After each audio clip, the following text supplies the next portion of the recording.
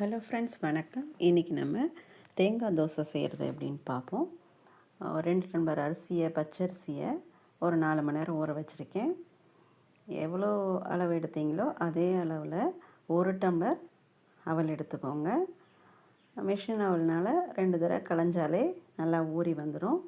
அதோட ஒரு தேங்காய் எடுத்து வச்சுருக்கேன். தேங்காயும் ரெடியாக வச்சுக்கோங்க. பச்சரிசியை நல்லா நைஸாக அரைச்சிட்டு அவளையும் நல்லா 2 தடவை களைஞ்சி அரைச்சி இந்த மாவோடையே சேர்த்துருங்க. அதோட தேவையான அளவு உப்பு போட்டுருங்க.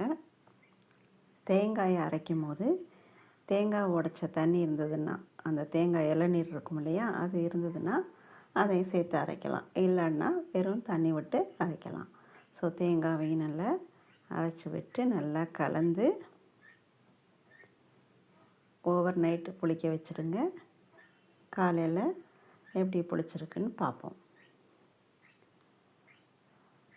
மாலை அமாவாசைக்கு டெய்லியுமே டிஃபன் அப்படின்றதுனால நம்ம கொஞ்சம் வித்தியாசமாக செஞ்சு கொடுத்தா பசங்கள்லாம் சாப்பிட்றதுக்கு இன்ட்ரெஸ்டாக இருக்கும்.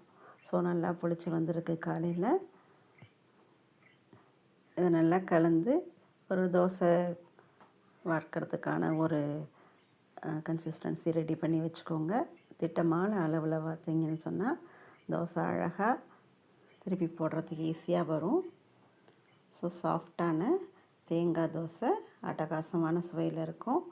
நம்ம அவல் சேர்த்துருக்கனால நல்லா சாஃப்டாக இருக்கும்.